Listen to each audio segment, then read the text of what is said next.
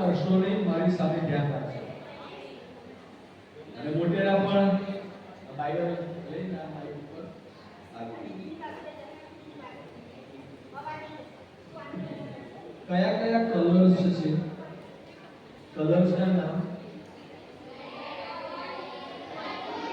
Red, orange, purple,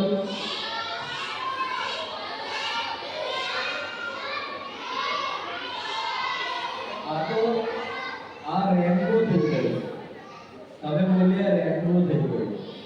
અલગ અલગ colours છે, એમાંથી આપણે બાઇબલ શીખવાના છે. મારી તરફ ધ્યાન રાખજો. પીળો કલર, યલો કલર તમને શેની યાદ અપાવે છે?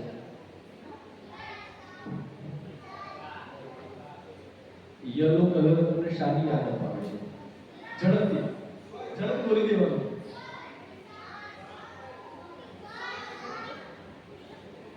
તમે જે છોકરીઓ કાનમાં વાળી પહેરી છે સોનાની, કેવા કલરની છે? પીળા કલરની છે ને? એ તો ગોલ્ડ ધાતુ છે, એનો કલર પીળો છે. આ દીકરી જે પહેરી છે યલો કલર, આ દીકરી પહેરી છે યલો કલર છે, હે? પણ યલો કલર એ આપણને સ્વર્ગની યાદ અપાવે છે. સ્વર્ગની યાદ એટલા માટે કે સ્વર્ગમાં સોનાના રસ્તાઓ છે. સ્વર્ગમાં સોનાના રસ્તાઓ છે અને ત્યાં આપણા ઈશ્વર રહે છે. પવિત્ર ઈશ્વર ત્યાં રહે છે. અને ઈશ્વર કોણ છે, એની ઓળખ કોણ છે? તો એ સૃષ્ટિના રચયિતા છે, ક્રિએટર છે. તેમણે આપણને પણ બનાવ્યા છે અને તે આપણને પ્રેમ કરે છે અને આપણને સ્વર્ગમાં લઈ જવા છે.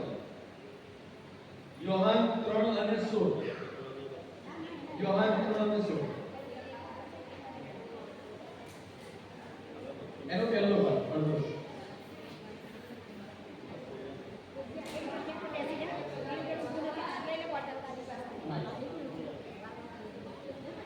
આ પાઇપ ચાલુ લે.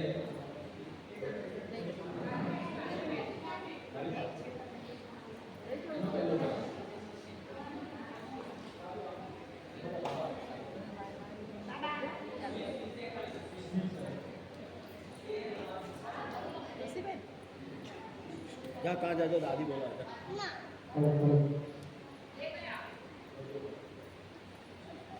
યોહાન 3:16 કેમ કે દેવે જગત પર એટલી પ્રીતિ કરી કે તેણે પોતાનો એકાકી જનિત પુત્ર આપ્યો.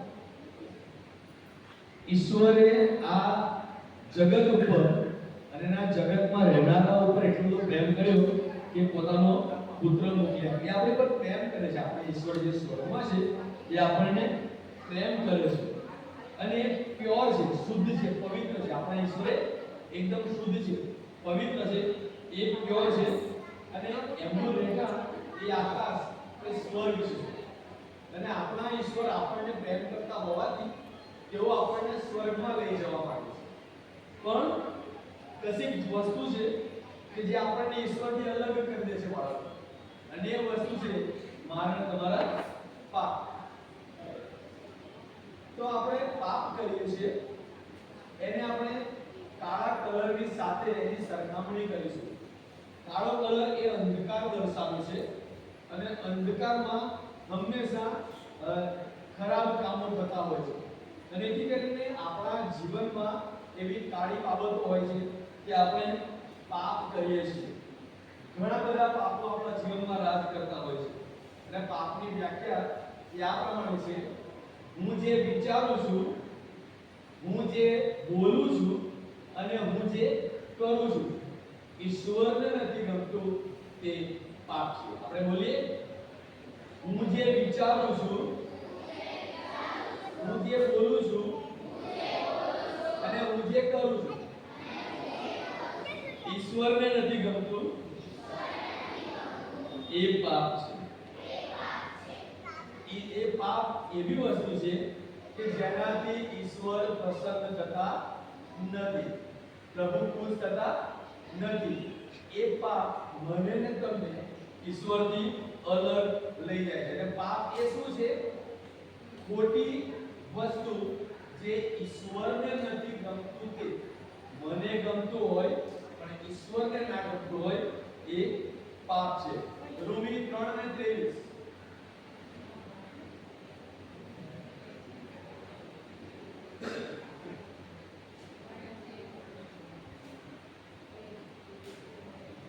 રોમી 3:23 કારણ કે સગડાએ પાપ કર્યું છે અને દેવના મહિમા વિશે સગડા અધૂરા રહે છે.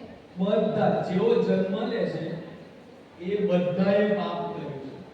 બાઇબલ કહે છે સગડાએ, જે જન્મ લઈ ચૂક્યા અગાઉ, જેઓ અત્યારે જન્મ્યા છે તેઓ, અને હવે પછી જેઓ જન્મવાના છે એ સગડાએ પાપ કર્યું છે. પણ ઈશ્વરનો હેતુ છે આપણને સ્વર્ગમાં લઈ જવાનો. એટલે બાળકો ઈશ્વરની પાસે આપણા માટે સુંદર મજાનો પ્લાન છે. ઈશ્વરની પાસે યોજના છે. એ આપણને સજા કરવા માંગતા નથી, પણ એ આપણને બચાવવા માંગે છે. અને એથી કરીને યોહાન 3:16 એનો બીજો ભાગ. એ સારું કે જે કોઈ તેના પર વિશ્વાસ કરે તેનો નાશ ન થાય પણ તે અનંત જીવન પામે. ઈશ્વરે પોતાનો દીકરો આપ્યો અને પછી એની પાછળ પ્લાન બતાવ્યો, યોજના બતાવી. એટલા માટે કે જે કોઈ તેના પર વિશ્વાસ કરે તેનો નાશ થાય નહીં, એને સજા મળે નહીં, પણ અનંત જીવન પ્રાપ્ત. ઈશ્વરની પાસે મારા તમારા માટે એ અનંત જીવન ની ભેટ છે. અને તે આપણને લાલ કલરની સાથે આપણે તેને સરખાવી શકીએ છીએ, કારણ કે પ્રભુ ઈસુએ વધસ્તંભ પર પોતાનું લોહી લેવડાવ્યું. એટલા માટે તારણને માટે આપણે એ કલરને પસંદ કરી શકીએ છીએ, લાલ કલરથી. એ ઈશ્વર સંપૂર્ણ ઈશ્વર છે. પ્રભુ ઈસુ ખ્રિસ્ત એ સંપૂર્ણ ઈશ્વર છે અને તેમણે આપણી સજા પોતાની ઉપર લઈ લીધી. જે અપરાધ ગુનાહ મેં તમે કર્યા એની સજા પ્રભુ ઈસુ ખ્રિસ્તે પોતાના માથા ઉપર લઈ લીધી અને તેઓ વધસ્તંભ પર મરણ પામ્યા, એમને દાટવામાં આવ્યા અને પછી તેઓ સ્વર્ગમાં ગયા.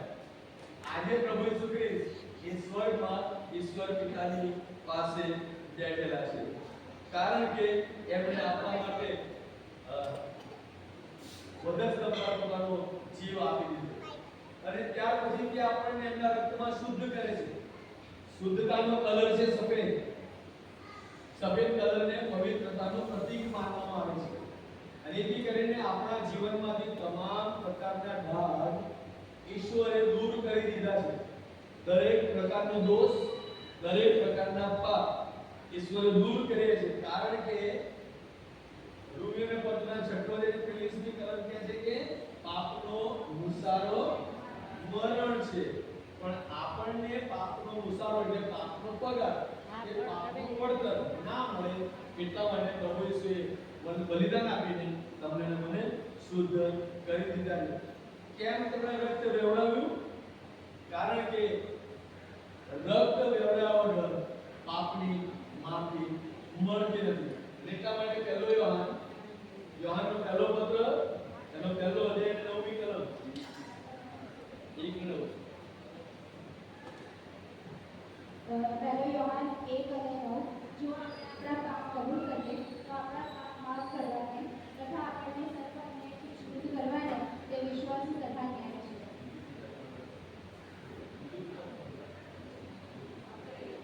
જો આપણે પ્રભુ ઈસુની પાસે જઈને આપણે આપણા પાપની કબૂલાત કરીશું તો એ આપણા પાપ માફ કરવાનો વિશ્વાસ છે. આપણે કીધું છે કે તમે મારી પાસે આવો અને હું તમને માફ કરીશ. વિશ્વાસ છે અને ન્યાય છે કે આપણે પાપ માફ કરીશું અને આપણે શુદ્ધ થઈ ગયા. આપણા જીવનમાંથી પ્રભુ ઈસુ ખ્રિસ્તે બધા સમય મરણ સહન કર્યું ત્યારે જ આપણા પાપ માફ થઈ ગયા છે. તો હવે આપણે પ્રભુનું બાળક બન્યા છીએ. હવે આપણે શૈતાનના હાથમાં નથી. હવે આપણે પાપ માફવાથી પ્રભુ ઈસુનું બાળક બન્યા છે, એમનો દીકરો એમની દીકરી બન્યા છે. અને એથી કરીને બીજો પિતર 3:18 બીજો પિતર 3:18 પણ આપણા પ્રભુ તથા તારનાર ઈસુ ખ્રિસ્તની કૃપામાં તથા જ્ઞાનમાં તમે વધતા જાઓ, તેને હમણાં તથા સદા સર્વકાળ મહિમા હો. આમેન. આપણે પ્રભુ ઈસુમાં હવે વૃદ્ધિ પામવાની છે. આપણે ત્યાં જ બેસી રહેવાનું નથી. અને વૃદ્ધિનો કલર એ લીલો કલર, ગ્રીન કલર આપણે દર્શાવે છે. હવે આપણે શુદ્ધ થયા છે. પહેલા આપણા જીવનમાં પાપ હતા, આપણે સ્વર્ગમાં જઈ શકતા નહોતા. પ્રભુ ઈસુ ખ્રિસ્તે લોહી વહેવાયું, આપણને શુદ્ધ કર્યા અને હવે આપણે પ્રભુ ઈસુમાં મેળવાયા છે. જેથી કરીને હવે આપણે એમાં વૃદ્ધિ પામવાની છે. વૃદ્ધિ પામવા શું કરી શકીએ? આપણે બાઇબલ વાંચી શકીએ, આપણે પ્રાર્થના કરી શકીએ, આપણે બીજી પ્રભુને ગમતી તમામ આત્મિક પ્રવૃત્તિઓ આપણે કરી શકીએ, સુવાર્તા પ્રચાર કરી શકીએ. અને એમ કરીને મારે હું ને તમે એ પ્રભુમાં વૃદ્ધિ પામી શકે. તો બાળકો, આપણા પાપથી આપણે ઈશ્વરથી દૂર હતા, પણ પ્રભુ ઈસુ ખ્રિસ્તની મારફતે હવે આપણે પ્રભુ ઈસુ ઈશ્વરની સાથે આપણો મેળાપ થઈ ગયો છે. જેથી કરીને આપણે એ પ્રભુની સાથેના મેળાપમાં આત્મિક વૃદ્ધિમાં આપણે વધતા જઈએ. આમેન.